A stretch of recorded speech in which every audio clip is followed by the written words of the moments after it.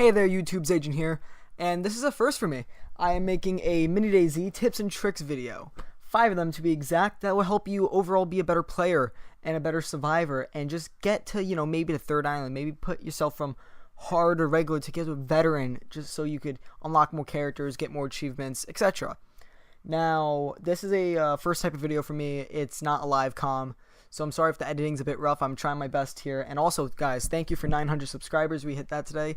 On the road to 1,000. I want to get to 1,000 by September, and it is currently August 15th, and we have the time to do it.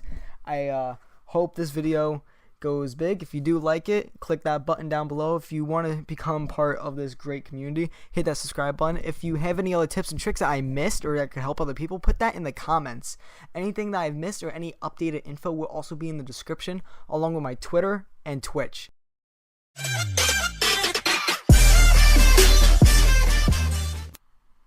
For our first tip, let's talk about some sweet loot. I'm talking about AK-47s, night vision goggles, landmines, and riot gear. All of the good stuff that you can find in game can only be located in military compounds. Now, you're asking, what are these compounds? How can I find them? There are downed helicopters, military bases, military checkpoints, and broken down military vehicles. Now, how can you find them? Only on the second and third island you can find military bases, which are the most common out of all of the ones I mentioned. They are represented in an antenna-looking structure on your map, and again can only be found on the second and third island. These military checkpoints can be found in intersections of roads, so there has to be a road on any island, including the first, that go north and south, east and west, and they have to intersect from each other, and there will be a military checkpoint, usually with blockades, tents, and an ACP downed vehicle in the middle. And also, the last little section of these are downed vehicles, such as helicopter crashes and random jeeps across the road. You can find pretty good stuff from them. They don't always guarantee loot, but they are extremely rare and they are unmarked on your map, so good luck finding them. Now, you might be thinking, why would I ever hit up a city or a village if I could just go to these military bases? The problem is that the zombies there are super strong.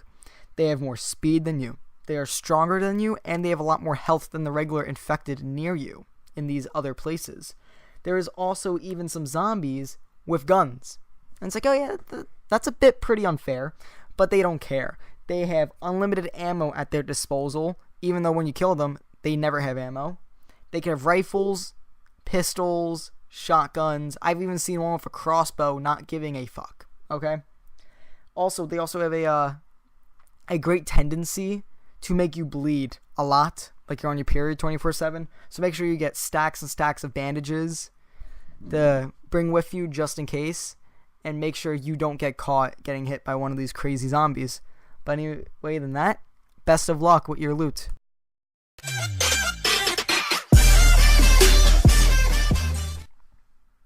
Tip 2 is all about combat. Now, combat in MiniDayZ, especially the iOS version, the Android version, is very clunky, it's very disorganized. It's basically very hard to go around and needs to be improved tremendously in the future. But it can still be very hard to learn the basics of combat. Now, you don't want to go in any fight without a weapon. You never want to go in there fist only. You need any type of a melee weapon or a firearm. The best weapons for melee battles are usually a fire axe / a hatchet, whichever one you can find first, or a hammer. Like those big sledgehammers are really good for up close.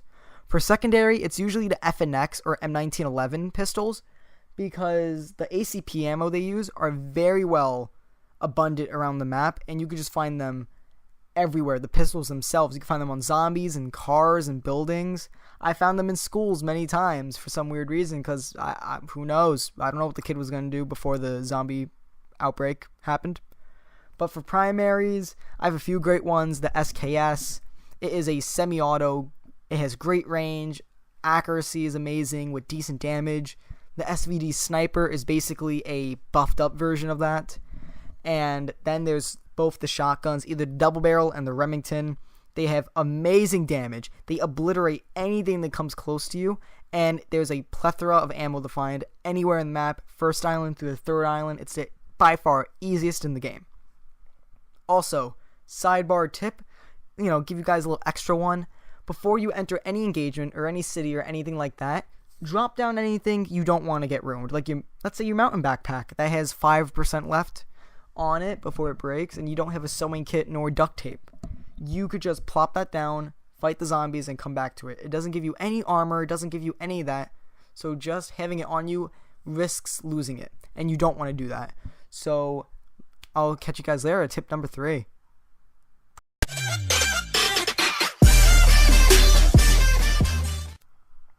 For tip number 3, we'll be talking about bases. If you didn't know, you can make your own little base in MiniDayZ and live happy ever after. I wish. But with this base, you could plant your own food, build walls, lay down traps, set up home in a tent, and try to withstand the endless barrage of zombies and bandits who would try to come to fuck with you. You can create walls by taking one wood pile and 5 sticks and dragging one to another, but be careful, walls can break, which I've learned that the terrible way, and that they're very benign and tedious to put down, and it's just shitty. Developers, fix it, please. Also, there are no doors, so they have like an open section of your base. Just invite the enemies to come on in.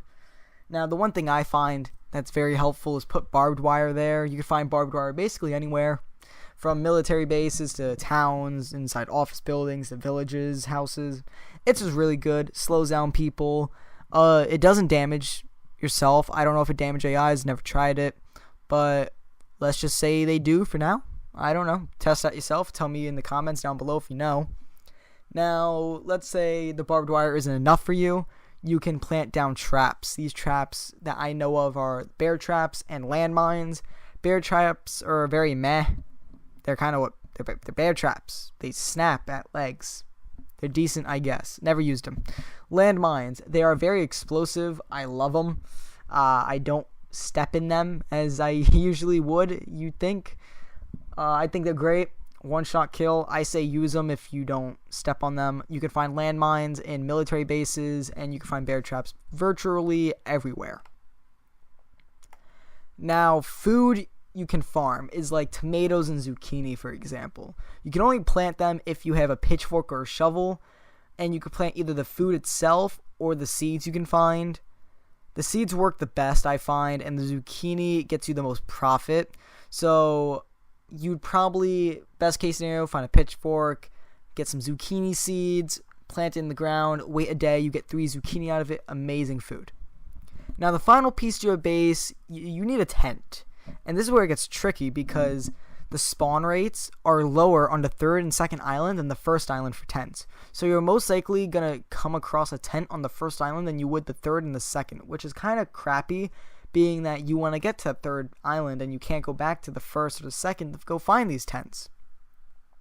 So you're probably typing down below in the comments right now, but Agent, why don't you just pick one up and carry with you to the 3rd island? Well, because, viewer who's writing in the comments, it overdrives your backpack slot, which means you can't carry a backpack at the same time, which is really, really shitty, because you need the backpack basically for resources, extra food, ammo, bandages, anything that could be useful. You're taking it up by a backpack where you would have like 3 to 8 extra slots. But once, let's say you do find it in a blue moon, when there's a unicorn flying above a rainbow, and you do find it on a 3rd island, bring it home. It's basically like a glorified chest. You could drop all your loot in there and leave, and it stays. It doesn't despawn. It's amazing. But good luck for it being across, guys. Good luck finding it, and I hope you do.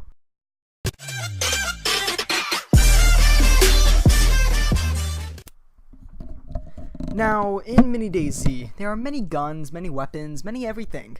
And ammo is a big, you need ammo. It's a big deal. Now, with so many different weapons and different ammo types in the game, people run into a lot of problems, identifying which ammo is which, including me. I suck at this. If you guys look at my earlier videos, I would pick up every single type of ammo I think would fit a weapon. I would try it.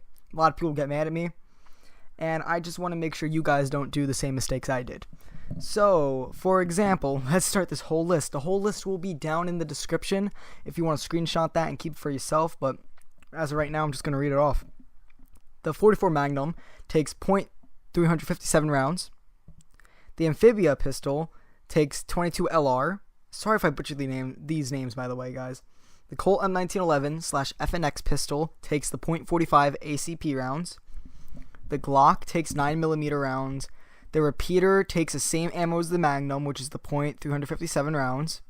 The AKS-74U takes 5.45mm rounds. The M4 Carbine takes 5.56mm rounds. The AKM takes 7.62 by 39mm rounds. The SKS takes the same exact rounds as the AKM, 7.62 by 39mm rounds. The Nagant I just butchered that so bad. The Nagant takes 7.62 by 54 rounds. The SVD takes 7.62 by 54 rounds, again, just like the Nagant. The MP5K takes 9mm rounds, just like the Glock. And the double barrel / Remington Shotgun take 12 cal slugs. Oh, that was oh my. That was like just a mouthful. Try saying that all on a mic. I dare all of you. It's hard. I think I did decent first try. But yeah, all this will be in the description below if you guys really want to check it out. And screenshot it.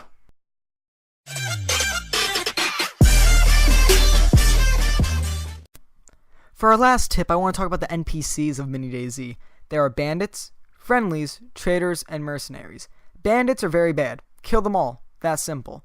They are represented by a red circle with a man in a ski mask. They either have firearms or melee weapons. They usually have unlimited ammo when they are shooting you, so does all NPCs, and the melee weapon ones will run at you, try to hit you, but if you do fire off a shot, they usually run away. Easy kill. They have decent loot on them. Really matters which type of bandit you go against. Some could drop their weapons, ammo, melee weapons, pants, backpacks, food, whatever you need. Now let's get to traitors. They are pretty straightforward. They're traitors. They trade you items. Usually, I think the best deal I was given was rice for some ammo for my SKS, which was awesome because 7.62 by 39mm rounds aren't too, common to come by in the world of MiniDayZ, and they won't fire upon unless you fire at them. Now, mercenaries are the same thing as traitors. They're represented and they're basically the same. They're represented by the same symbol. They dress the same. They act the same. They're in groups again. It's a white circle with a man in a warm hat. Now, mercenaries are neutral. They won't shoot you until you shoot them, just like the traitors, but you probably will get fucked up if you do. If somehow you go into a firefight and you kill them all, congrats, you got free loot. Now, my favorite of the NPCs, best for last, is the meat shield. No, I think I messed up. I mean friendlies. Whoops. Sorry. Accident. I'm sure of it. They are represented by a green circle, and they have a guy in the middle with a cowboy hat and shades.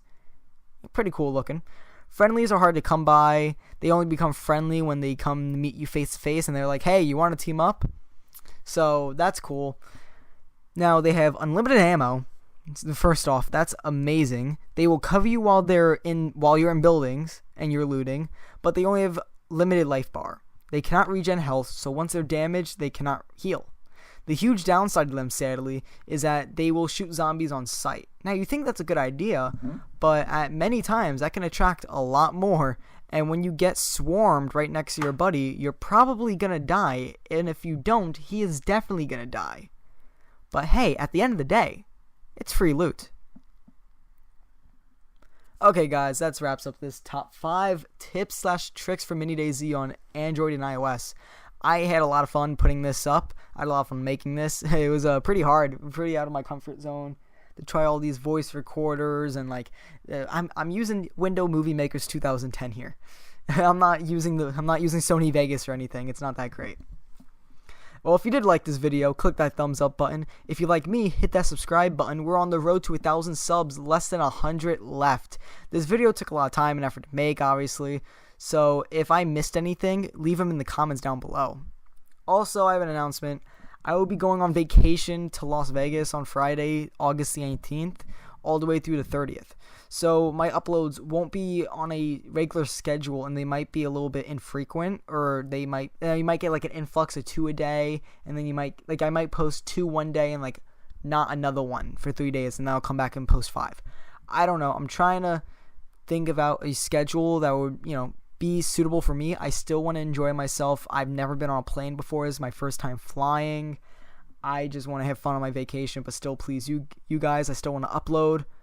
So I hope you guys understand. Thank you all for watching.